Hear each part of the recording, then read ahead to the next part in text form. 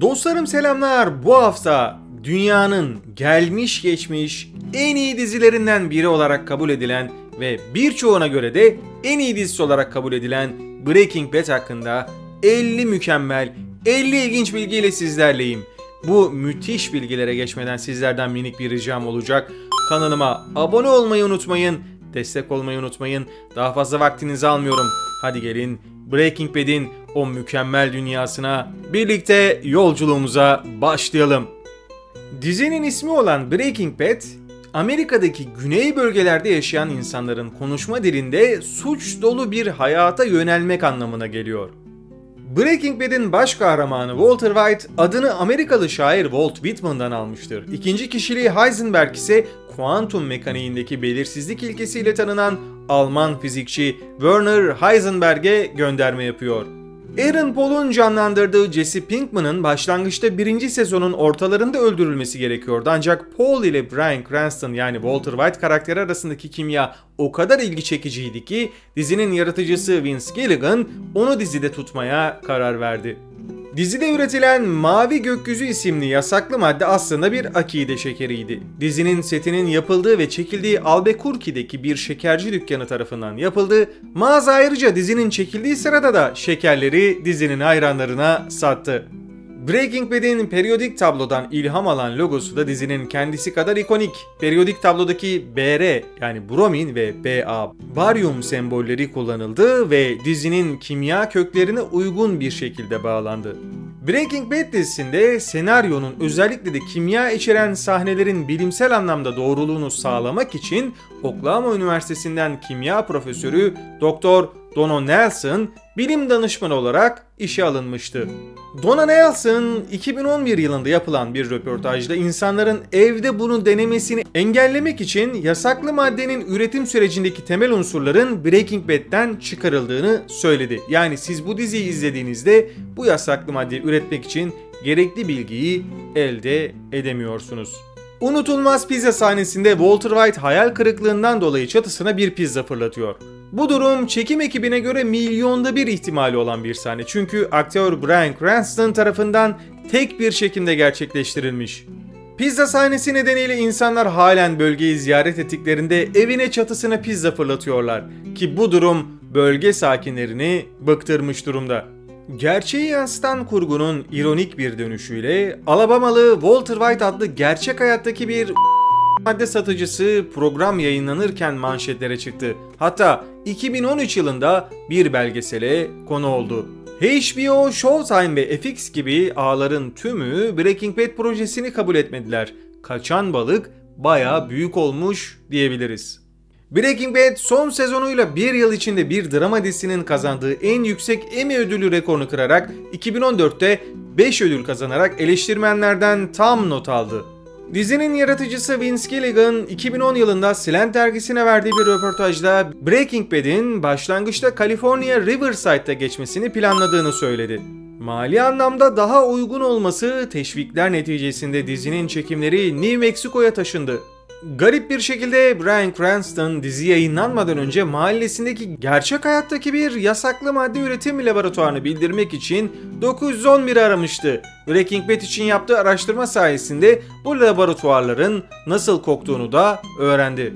Breaking Bad'in New Mexico, Albuquerque'de çekilmesi şehir ekonomisine tahmin olarak 70 milyon dolar civarında katkıda bulundu. Hayranlar hala dizideki mekanları görmek için şehri ziyaret ediyor. Son sezon DVD'si için bonus film olarak Breaking Bad'in alternatif bir sonu da çekildi. Dizinin tamamı Bryan Cranston'ın Malcolm in the Middle adlı sitcom'daki karakteri Hal'in bir rüyası olarak gösterildi. Bu kadar şiddetli ve acımasız bir dizide çok fazla ölüm olmasını beklemelisiniz ve Breaking Bad dizide 270 kişinin ölmesiyle bizi bu konuda haksız çıkarmadı. Dizinin oyuncu kadrosu artık çok büyük yıldızlardan oluşuyor diyebiliyoruz. Ancak dizi televizyonda yayınlanmadan önce izleyicileri belirli bir oyuncu için diziyi izlemeye çeken çok fazla yıldız ismi barındırmıyordu. Mesela Bryan Cranston Malcolm in the Middle'daydı ve genellikle konuk oyuncu olarak yer aldı. Yine Skyler rolündeki Enagan küçük bir rolle de olsa Deadwood dizisindeydi. Özetle dizide tanınan çok fazla yüz yoktu. AMC'nin The Walking Dead ekibi üyeleri bazı özel efektlerle Breaking Bad dizisine de yardımcı oldular. Mesela Gus Fring'in o meşhur sahnesindeki makyajını Walking Dead ekibi yapmıştı. Besteci Dave Porter Breaking Bad'in benzersiz sesini yaratmaktan sorumluydu. Ki dizinin tema melodisi iyi tanınıyor ve serinin karanlık ve gergin havasını belirliyor. Breaking Bad'in hikayesi Saul Goodman karakterine odaklanan bir spin-off dizisi olan Better Call Saul ve diziden sonra Jesse Pinkman'ın hayatını konu alan devam filmi El Camino a Breaking Bad Movie ile devam etti.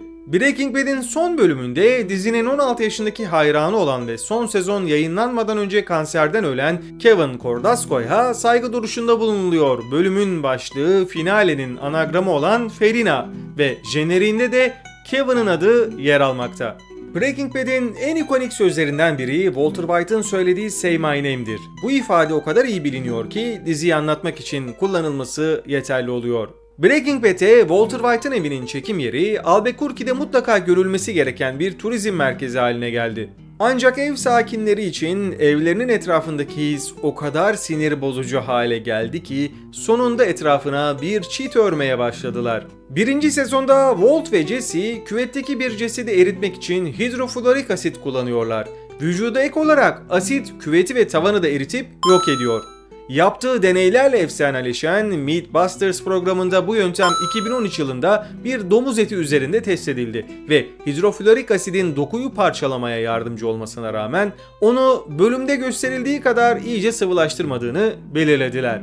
Normalde dizinin başlangıcında Walter White rolü oyuncular Matthew Broderick ve John Cusack'a teklif edilmişti. Ama bu rolün sahibi Bryan Cranston oldu.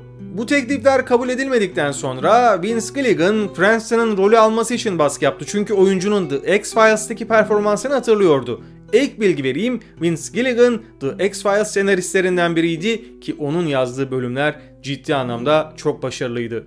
2014'te Breaking Bad aksiyon figürleri piyasaya sürüldü ve Floridalı bir annenin figürlerde laboratuvarı aksesuarlarının da yer aldığını öne sürmesiyle beraber Toys R Us'a karşı bu oyuncakların satışını durdurması için bir imza kampanyası başlattı ve süreç tartışmalara yol açtı. Bu aksesuarlar sonunda raflardan kaldırıldı. Dizide kanser olan babasına tedavi için yardım toplamak amacıyla Walter Jr.'ın açtığı SaveWalterWhite.com web sitesi gerçek ve artık AMC web sitesine bağlanmakta. Breaking Bad'in çekimlerinin son gününde Bryan Cranston dizinin ikonik Breaking Bad logosunun dövmesini parmağına yaptırdı. Walter White İmparatorluğundan elde ettiği 100 milyon dolara yakın servetini barındıran fıçıları New Mexico'nun ıssız bir yerine gömdü ve dizi tarihindeki en heyecanlı ve zorlu anlardan bazılarını yaşadı. Ancak bu koordinatları GPS'inize yazarsanız kendinizi hiçliğin ortasında bulmayacaksınız.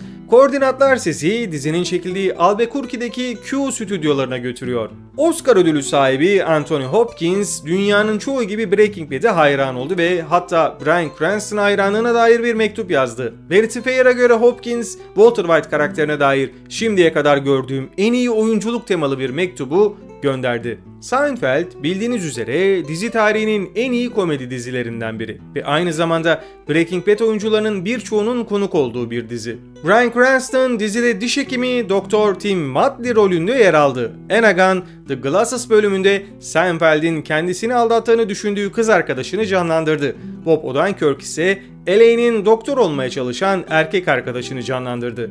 Saul Goodman karakteriyle ve sonrasında dizisiyle bizleri büyüleyen Bob Odenkirk, aynı zamanda bir diğer efsane dizi olan The Office dizisinde Michael Scott karakteri için de seçmelere katılmıştı. Ki o deneme çekimi kaydını izleyebilirsiniz. Orada da aslında harikaymış. Birçoğunuz muhtemelen dizi boyunca gizli referansları fark etmişsinizdir. En ilgi çekici sembollerden bir tanesi zamanla önemli ölçüde değişen o pembe oyuncak ayıydı. Bu oyuncak ayı Walter White'ın eylemlerinin yıkıcı sonuçlarını simgeliyordu. Dizi boyunca oldukça fazla para görüyoruz. Kahramanların hikayesi ilerledikçe daha fazla para kazandılar. Bu nedenle dizi yayınlandığı süre boyunca 10 milyon doların üzerinde sahte para kullanıldı. Diziyi 5 sezonda bitirmek Vince Gilligan'ın kararıydı. Başarılı dizilerin birçok sezonla yaptığı hatayı tekrarlamak istemedi ve tadında bıraktı. Dizideki karakterler yasaklı madde kullandıklarında aslında nefes almadan şeker veya akide şekeri içiyorlardı. Şeker, Albuquerque'deki yerel işletme olan The Candy Lady tarafından üretildi. Tuco'nun iki kuzenini canlandıran karakterlerden biri kadroya seçildiğinde kendisine benzer güçlü bir fiziğe ve aynı yoğunluğa sahip birini tanıyıp tanımadığı soruldu. Rol için tabii ki kardeşini tavsiye etti. Gus Fring'in karakteri başlangıçta yalnızca 3 veya 4 bölümde görünecekti. Giancarlo Esposito'nun 3. sezonda 7 bölüm için geri dönmesi istendi. Esposito daha fazla bölümde yer almadığı sürece geri dönmeyi reddetti ve 3. sezonda 11 bölümde yer aldı. Jesse ve Tuco arasındaki kavga sahnesinde Aaron Paul bayıldı ve beyin sarsıntısı geçirdi. Dizide Walt'un hapishanedeki Güney Amerikalı bir baronunu ziyaret ederek ona Gus Fring'i iflas ettirmesine yardım etmeye ikna ettiği 3. sezon için bir olay örgüsü yazıldı. Yazarlar Walt'un baronuyla nasıl bağlantı kurabileceğini oturtamadıkları için bu fikir iptal edildi. Hank Schrader'ın soyadı da kimya ile ilgili. Alman bilim adamı Gerhard Schrader sinir gazını keşfetmiştir. Peki sizler Breaking Bad dizisini ne kadar çok seviyorsunuz? Yorumlarda buluşalım. Görüşlerinizi, diziye dair fikirlerinizi de yazabilirsiniz. Bence de dizi tarihinin gelmiş geçmiş en iyi dizilerinden bir tanesiydi ve onun gibisi gelir mi ciddi anlamda zor görünüyor. Böylelikle bir videonun daha sonuna geldik. Videoyu beğenmeyi ve kanalıma abone olmayı unutmayın. Yepyeni içeriklerde tekrar görüşmek üzere. Kendinize iyi bakın. Sevgiyle kalın. Hoşça kalın.